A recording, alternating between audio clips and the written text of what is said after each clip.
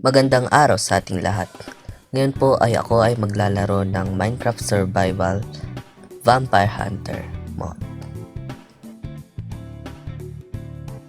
Samahan niyo po ako dito sa bagong paglalakbay sa bagong mundong ito. Sana po ay ito ay inyong magustuhan at mag-subscribe and like na po sa aking YouTube channel.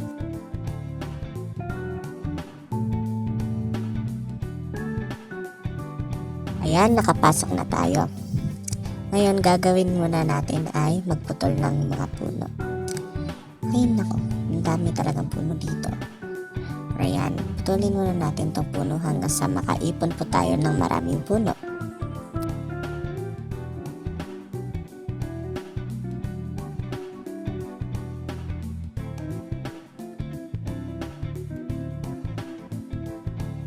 Mag-mine na din tayo ng stones para makabuo tayo ng mga mas malalakas pang tools. Mag-craft na po tayo ng mga stone tools gaya ng stone swords, stone axe at stone pickaxe. Oh, may drone pa pala dito. Halika, papalain kita. Yan, malapit na yung mamamatay. Oh, diba? Malakas na natin dahil sa ating upgraded stone sword. Yan, mag-cut din tayo ng wood. Siya nga pala, di po pala ako bihasa pa dito sa mod na ito, kaya adventure din po ito sa akin ngayon, bagong adventure. Ayan po, maglakbay muna tayo para ano yun, tingnan na natin. Alam ko na, isa siyang vampire hunter din. Okay. Piggy, halika dito. I need meat because I need pork chops to eat something. Ay, naglag. Ayun. Okay, cut ulit tayo. Makaipon tayo para makagawa tayo ng pangbahay. Yan, marami-rami din. Pero parang hindi ko naman ata siguro ubusin lahat to. Parang kakaunti lang. Ayan. What a big lake.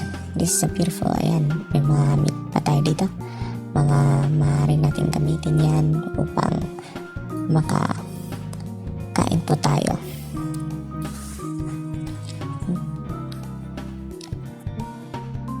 Actually, maganda din naman sana tong lugar na to pang tayuan ng mga bahay ganon, pero masyadong maraming kahoy, puno, ganon, kaya at tinatamad pa akong putulin lahat yun. May cave, man. Kung hindi pa sana siya isang water cave, baka may explore pa po natin to, pero next time na lang. Next time. Kunin muna natin to sugarcane. Skip ko muna pala yung mga ibang part kasi baka hindi na po kayanin ng CP ko. At nasa CP ko lang po kasi ako nagre-record. At ayan po, gabi na. At may nahanap din po akong isang parang village. Wait lang, may mga monsters na kasi. Atin pong iwasan. Ang daming creeper ha. Patay. Naku po. Ayan, takbo tayo dito. Dito. I-explore ko sana yung tower na yun, pero kapag umaga na. Ayan.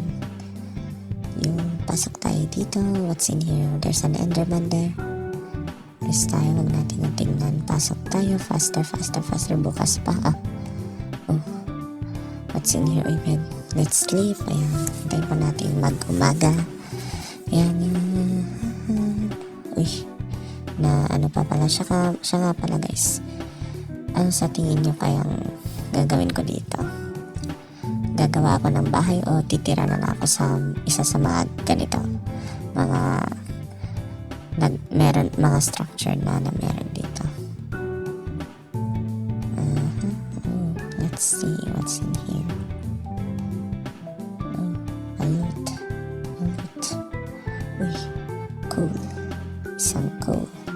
Tsaka mga coins. Hindi ko alam kung anong gagawin dyan. At bread, syempre. Yun. Wala naman masyadong interesting sa ngayon. Kaya, explore muna tayo. Okay, it's time to go out na. Uy, creeper. Ay, sumabog.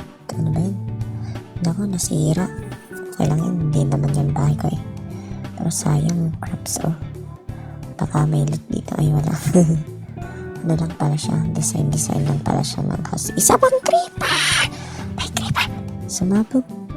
Ay, wala, nasira na yung house. So, hindi na ako titira dyan. Baka sa ibang house na lang or gagawa na tayo ng sarili nating bahay. Ngayon ay sa tingin ko ay explore muna natin ang mga bahay na ito. Okay? Parang ano pala siya? Dahil maraming mga vampire hunters sa paligid, parang ito yung base nila or something like that, mga ganun.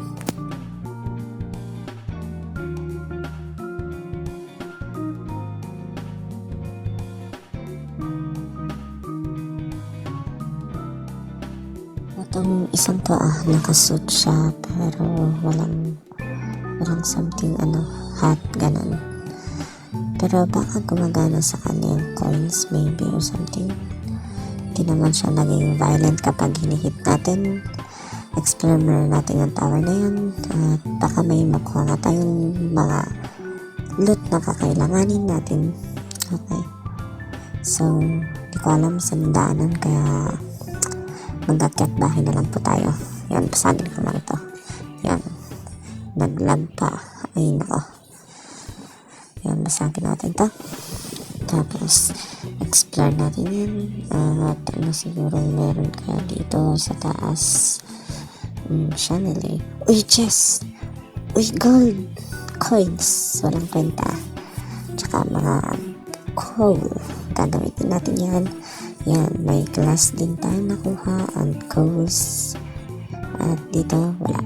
Ay, wala. Walang kagamit-gamit yung isang chest. Yung isa lang po ang may gamit. Yan, check din po natin kaya sa baba. Pero, pwede natin asal. Baka may kalaban po tayo dito. Yan po. Mukhang madilim-dilim po kaya kailangan pa natin mag-craft ng torch para tayo po ay makakita ng maayos. At subukan po natin tignan kung anong nasa likod ng pinto na yun. Yan, torch, kahit magkilang, yan. Tapos check natin, dapat po tayo, ay walang laman sa likod. Ay, alam ko na, baka ito yung front door niya talaga, pero na nasa underground kasi nasa mountain, beside the mountain kasi siya nag-spawn eh. Kaya siguro ganyan ang outcome niya. Sige. Nakuha naman na natin yung loot sa taas. Di po ba? Kaya hello friends. Nga pala. What if i-hit ko sila try na natin. Yan. Come back here. Come back. Hit ko nga. Ayan. Uy. Wala. Uy, lakas. Wala. Ay. Namatay ako. Okay lang. Naka-set spawn point naman ako. Kaya balikan na lang po natin yung loot natin. Ay, naka. Ang dami pa nila. Pero vampire hunters, mga brothers and sisters natin yan. Let's respect them. Kasi, pero first things first, kunin muna natin itong mga seeds para kapag makagawa tayo ng farm natin, ng sariling farm natin. Yan. Seeds. Yan, maraming seeds dito. Hindi naman nila kakailanganin. Hindi po ba? Kaya, let's go na lang. Ayan, kunin na natin yung loot natin. At mag-explore pa po tayo.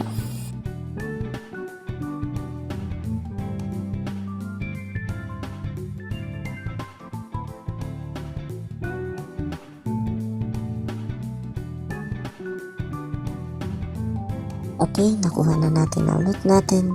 Pero ano kayang nandito? Check natin. Wait, ano yun? Bahay ba yun? Ay, bahay nga. Naglag pa. Then, lapitan nga natin. Pero parang may tent atas na magkano nga muna tayo ng weapon para for self-defense lang, purposes lang naman. Yan. May tent siya. Oh. Ano kayang meron dito? Check natin. Anong laman niya? May crafting table pa. Beds. Okay. Pwede magagamit natin yan. Tapos, ayun lang pala yung village na pinanggalingan natin pero di ko nakita kanina kasi masyadong foggy at medyo malayo din. Kaya naman, ito siguro same note din pa rin pala siya. Hindi nagbabago. So, yun nga lang pala muna ngayon guys at sana ay nagustuhan nyo. Peace!